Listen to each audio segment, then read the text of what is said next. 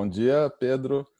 Obrigado por nos permitir um tempo seu aí, tirar do trabalho para atender a gente aí, mas nós somos apreciadores dos vinhos de vocês.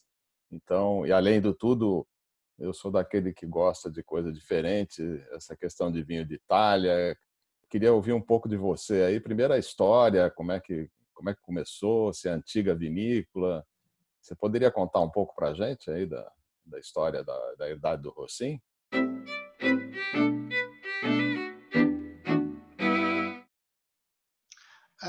Resumidamente, a Rossim é um projeto familiar, a propriedade foi adquirida em 2000, embora seja uma vinícola que já faz vinho há cerca de 250 anos. E temos vinhedos velhos também, temos os vinhedos mais velhos que têm neste momento 75 anos, e está provavelmente na região mais tradicional de vinhos de Portugal. Há 2000 anos que se faz vinho na região da Vidigueira e, como eu disse, em 2000 foi adquirido pela família que tem o grupo Movicortes no centro do país, em Leiria, e que resolveu investir no Alentejo. São uma propriedade de 150 hectares, 70 hectares de vinhedos. Temos cerca destes 70 hectares, temos cerca de 22 vinhedos muito velhos, 75 e 65 anos, e depois os outros foram sendo plantados em 2000, 2001 e 2003, 4, 5, por várias fases, até completar os 70 hectares de vinhedos. Neste momento está tudo em regime orgânico, 50% já certificado, já com o carimbo de orgânico, e os outros 50% no processo de certificação. E vocês produzem azeite também, né? Também. Temos 15 hectares de um olival velho e produzimos um azeite muito fresco, muito verde. Somos o primeiro da região a apanhar a azeitona para fazer este azeite. Ou seja, temos rendimentos muito baixos, mas temos um azeite de altíssima qualidade. Pode comentar um pouco, Pedro, sobre essa região tão bacana que é a Vidigueira? Quer dizer, o Alentejo é uma maior região de vinhos de Portugal, a maior produção, acho que, se eu não me engano, a maior região também de extensão. E existem muitas micro-regiões, né, dentro do Alentejo. Claro. Como eu disse, a Vidigueira é provavelmente a região de vinhos mais antiga de Portugal. Já se faz vinho aqui há cerca de 2000 anos. Os romanos, quando vieram para a parte de baixo para este canto da Península Ibérica, o local que definiram para produzir vinho foi a Vidigueira. Cerca de 2, 3 quilómetros da nossa vinícola existe uma antiga vinícola, edifícios romanos onde faziam vinho, e conseguimos perceber isso nas ruínas. São as ruínas de São Cucufate, bem junto a 2, 3 quilómetros da herdade do Rossim, e por isso é uma região com muita tradição. Como o Marcelo disse, o Alentejo é de facto a maior região de vinhos de Portugal, mas dentro do Alentejo existem vários Alentejos, diferentes Alentejos. Na minha opinião, e eu acho que é quase consensual, na maioria dos produtores e dos enólogos, as regiões mais diferenciadoras, mais interessantes para produzir vinho no Alentejo são duas. Uma é Porto Alegre, pela questão da altitude, e a outra é a Vidigueira. E porquê? Quais são em que a Vidigueira se distingue das outras regiões do Alentejo? Se vocês perguntarem aos antigos da Vidigueira, todos eles vos dizem brancos é da Vidigueira. Exatamente por um frescor, pela mineralidade que você consegue encontrar nos brancos e também nos tintos. Se antigamente este frescor, esta mineralidade era só valorizada no caso dos brancos, hoje em dia também valorizamos isto no caso dos tintos. A teoria que defende este frescor e esta mineralidade, aliás, são duas teorias. A primeira tem a ver com os solos. Nós, ao contrário do resto do Alentejo, que é sobretudo argila, nós na Vidigueira temos muito xisto e também algum granito. Nós temos uns afloramentos graníticos importantes na herdade do Rossim, por exemplo, e isto contribui com certeza para esta mineralidade que você perceptida no vinho. E a outra teoria é a teoria dos ventos do Atlântico, que atravessam todo o Alentejo e nós estamos bem longe, nós estamos a cerca de 100 km da costa atlântica, mas como o Alentejo é bastante plano e a vidigueira é bastante montanhosa, e não é muito alto, tem cerca de 400 metros de altitude no máximo, mas o que acontece é que os ventos do Atlântico atravessam toda a região do Alentejo e param exatamente na vidigueira. E o que é que estes ventos do Atlântico trazem? Trazem as temperaturas mais baixas e a umidade relativa maior, sobretudo durante a época da safra. E isto é fundamental para novamente, para este frescor, para esta mineralidade que você sente nos brancos e também nos tintos da vidigueira. Vocês têm várias linhas de vinhos, não? Nós somos demasiado criativos. Estamos sempre inventando novas referências, novos produtos, produções limitadas de pequenas parcelas, de maneiras diferentes de encarar ou de entender a produção de vinho.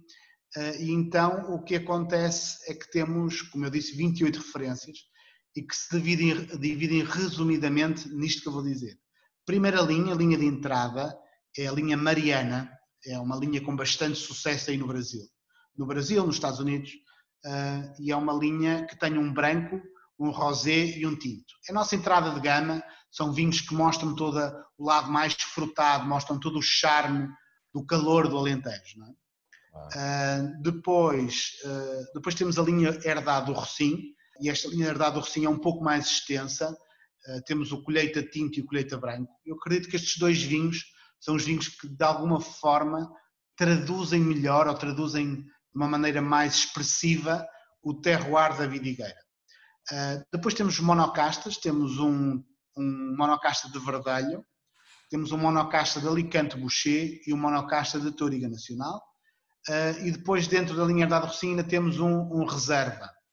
É um reserva mais democrático, um reserva que tem as mesmas uvas do Colheita, mas com uvas com maior seleção das uvas, maior concentração, mais tempo, mais barrica nova.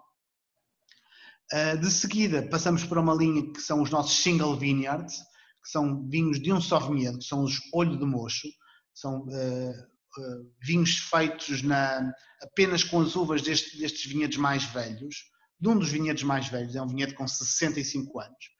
O branco é 100% Antão Vaz. O Antão Vaz é das castas brancas mais emblemáticas do Alentejo e mais emblemáticas da vidigueira. É uma uva que nasceu na vidigueira. Há 50 anos atrás existia apenas na vidigueira e não no resto do Alentejo. Depois é que se disseminou para o resto do Alentejo. E temos o tinto, que tem um lote bem tradicional, tem Trincadeira e Alicante Boucher. Ou seja, isto são field blends, os lotes são feitos, os cortes são feitos no campo, são as uvas que existem neste vinhedo velho. E a linha Olho de Mocho. Mocho quer dizer coruja, em português de Portugal. Porquê? Porque nós nestes vinhedos velhos temos uma flor, e esta flor está na etiqueta, tem uma flor que parece um olho de uma coruja, um olho de mocho. Temos muito esta flor, esta planta. Então é um tributo, mais uma vez, ao nosso terroir. Depois temos a linha dos vinhos de talha, e aí temos o Herdade do Rocim, ânfora branco e ânfora tinto, que são vinhos de talha tradicionais, com 6 meses de contacto com a casca da uva, dentro da ânfora, dentro da Bastante. talha. É, totalmente tradicional, é o mais tradicional possível do Alentejo. Depois temos uma abordagem mais recente ao envelhecimento, ao uso do barro para produzir e para envelhecer vinho, que são os clay aged. No fundo são vinhos que são vinificados de uma forma convencional, mas que depois são estagiados numas pequenas ânforas de barro de 140 litros. E estas ânforas de barro foram desenvolvidas por nós, Herdade do Rocim, e a Universidade de Montpellier, no sul de França. E no fundo, resumidamente, o que elas fazem é imitar a porosidade de uma barrica nova. Então o que você tem tem envelhecimento, tem microoxigenação, tem complexidade, mas não tem gosto da madeira. Okay? Então é uma nova abordagem ao uso do barro na enologia. E para além disso, eu costumo dizer em tom de brincadeira, é um extreme terroir experience, porque essas talhas foram feitas com argila de Herdade do Rocinho. Então é uva de Herdade do Rocinho com argila de Herdade do Rocinho. Que legal. E vocês que fazem a ânfora ou alguém manda? Não, essas ânforas foram feitas também no sul de França. Eu também costumo dizer, também em tom de brincadeira, que estas ânforas foram as ânforas mais caras do mundo, porque nós enviamos a argila da Herdade para o sul de França e depois vieram. Loucura. Nossa!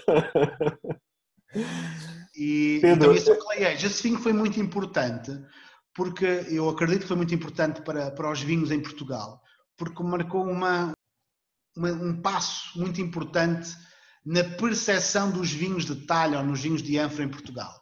Até essa altura, até aparecer o Clay Age tinto, 2015, que foi a primeira safra, os vinhos de ânfora, os vinhos feitos em ânfora ou com o uso da argila, eram vistos como, pela imprensa, pela crítica, como uma curiosidade. Ou seja, a crítica gostava muito de falar sobre estes vinhos, mas muitas vezes os próprios críticos, os próprios jornalistas de vinho diziam: isto é um vinho super interessante, mas nunca se vai produzir um grande vinho em ânfora. Exatamente.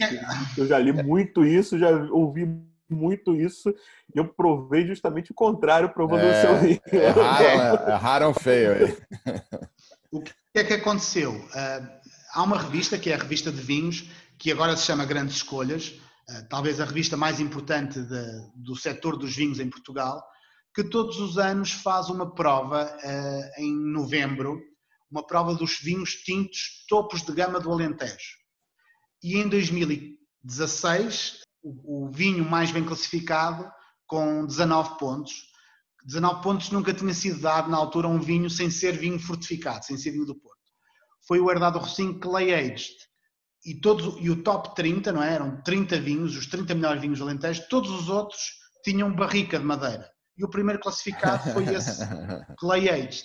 E isso foi um marco, eu acho que foi um marco muito importante, porque provou que se pode fazer grandes vinhos sem usar barrica, não é? Pronto, já falei do Clay Aged, mas ainda tenho muito mais.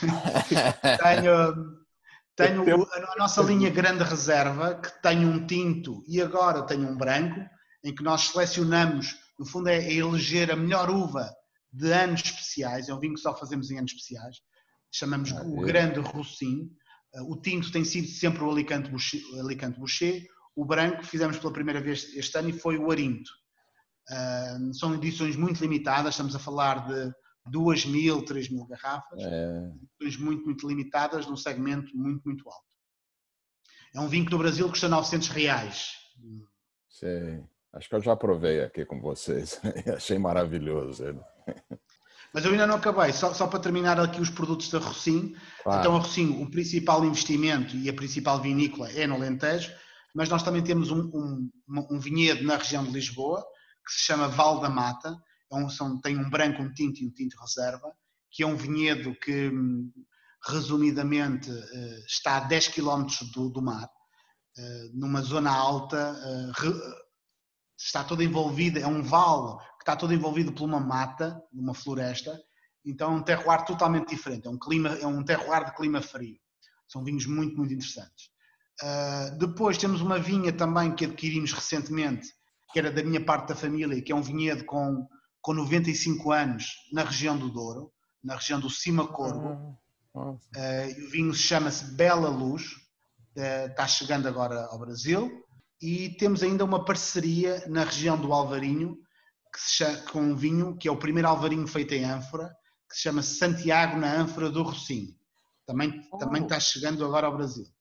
E vamos ter para o ano o nosso primeiro vinho do Dão, que vai ser também uma parceria com um outro enólogo, que é o Márcio Lopes. Que interessante, estão expandindo. Já é grande e está crescendo mais ainda, né? Sinal que está dando certo, então. A Rocinho vendeu em 2019 1 milhão de garrafas, mas é tudo 1 milhão de garrafas feito de uma maneira muito artesanal, não é? E claro. Em muitas regiões e pequenos projetos. Ou seja, é uma trabalheira louca. Mas esse foi só o Rocinho, sem contar essas outras. Não. O 1 milhão de garrafas é Rocinho, Val da Mata e Bela Luz. Mas Herdade do Rocinho tem o peso maior, naturalmente. E a vinificação é feita em cubas de aço inox?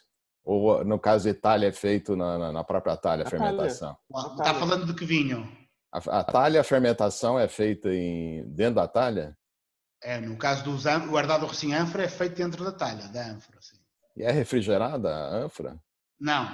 E não aquece? Não é refrigerada, não tem levedura selecionada. É tudo aquilo que os enólogos modernos dizem que não se pode fazer. Nós fazemos.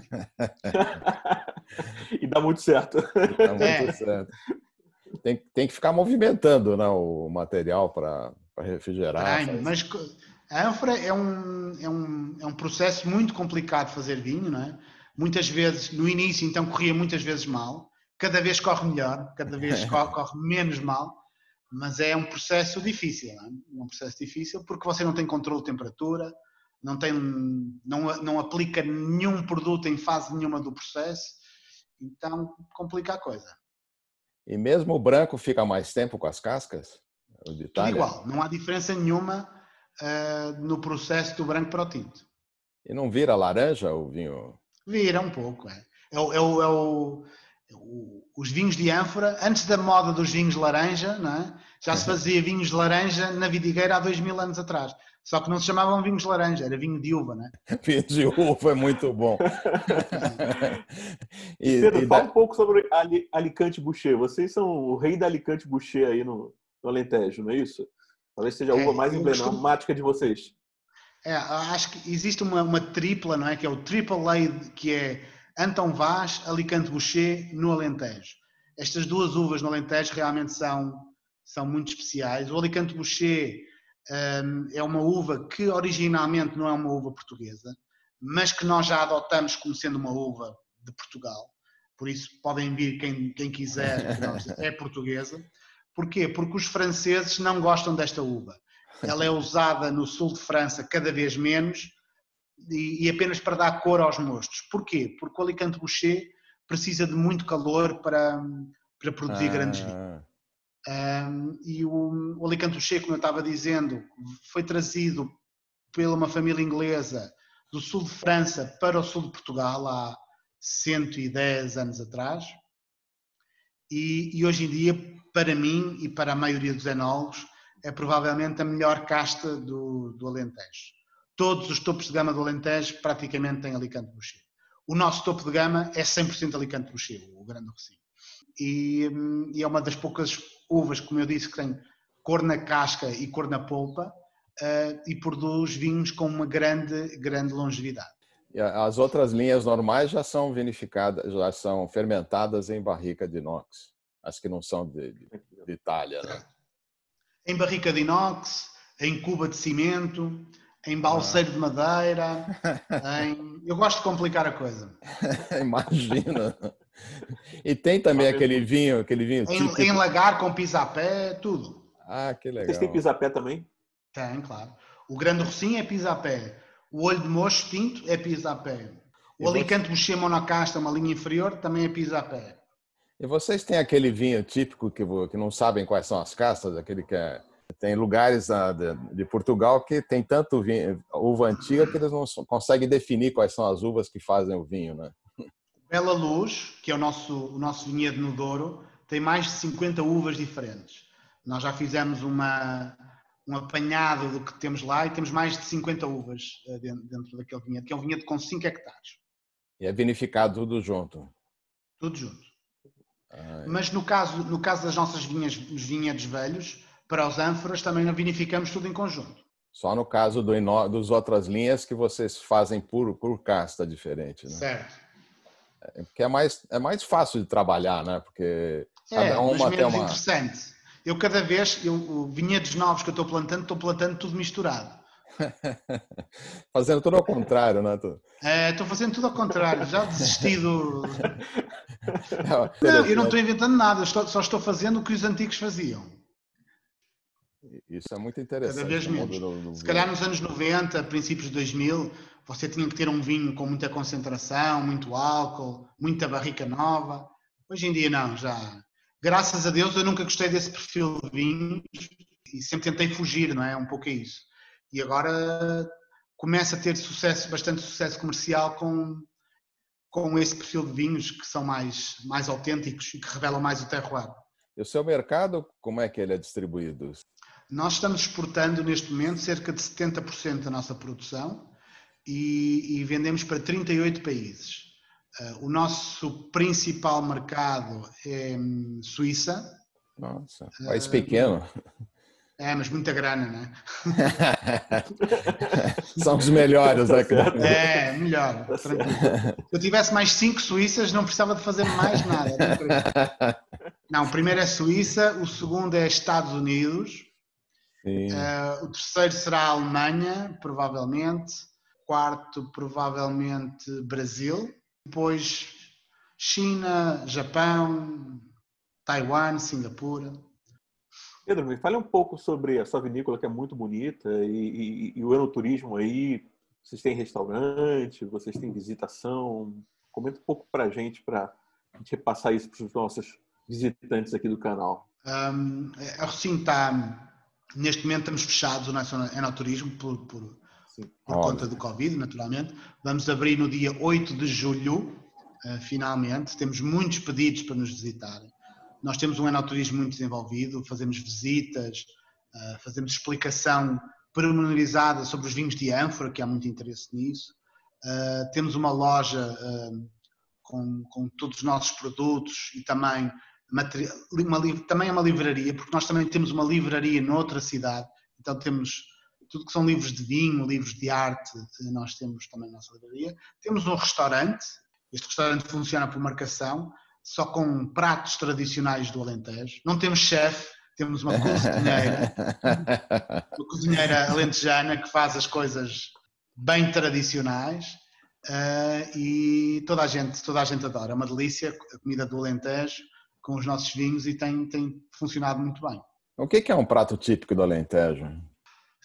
O que é um prato típico do Alentejo é algo difícil de definir, porque cada região tem as suas particularidades tradicionais.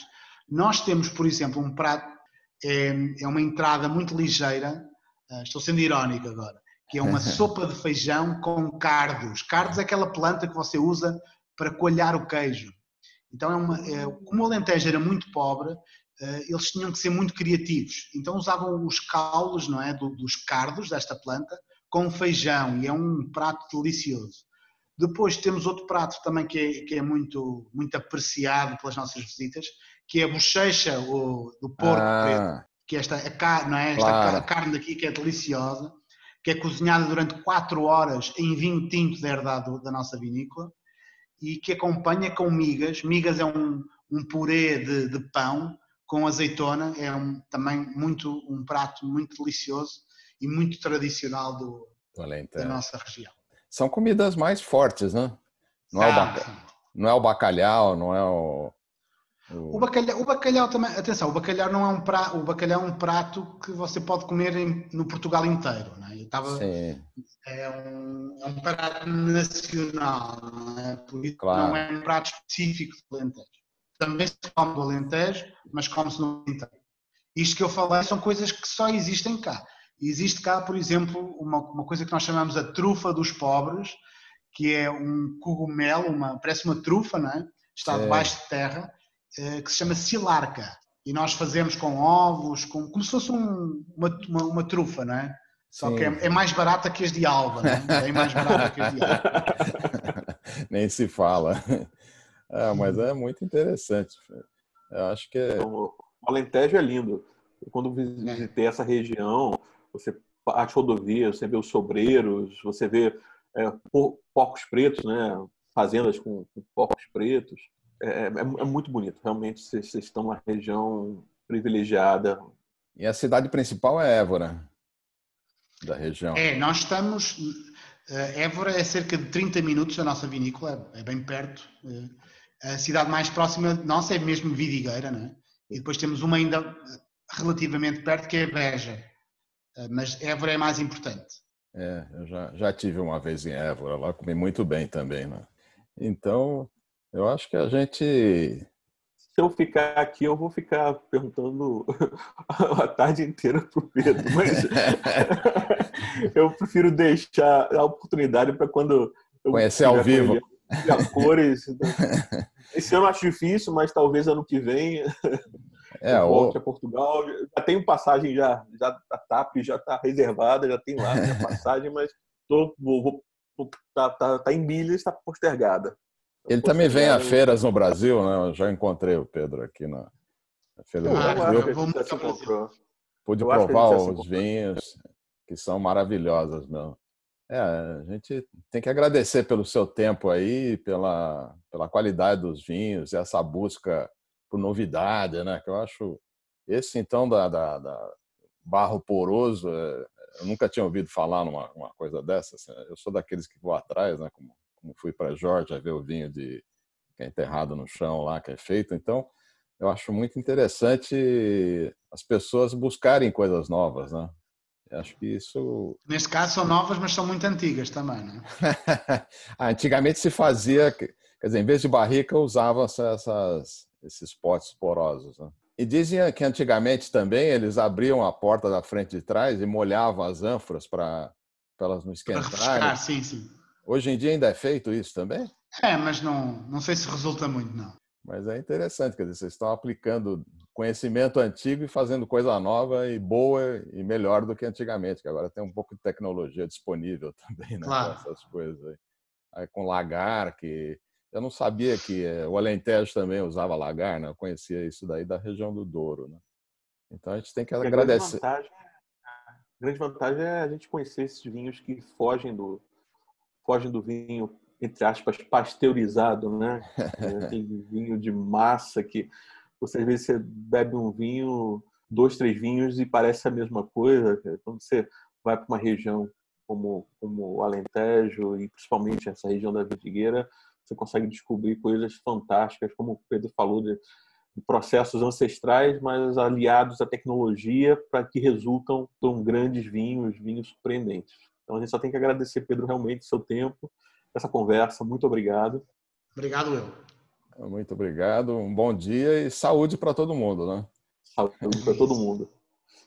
Principalmente um abraço, obrigado. Principalmente tomando os vinhos bons que dizem que faz bem para o cérebro, para o coração e outras coisas mais, né? Eu já vou abrir um aqui. Já vou abrir um dos meus. Bom dia, então. Obrigado. Bom dia, obrigado. Obrigado, Pedro. Um abraço. Tudo de bom. Um abraço.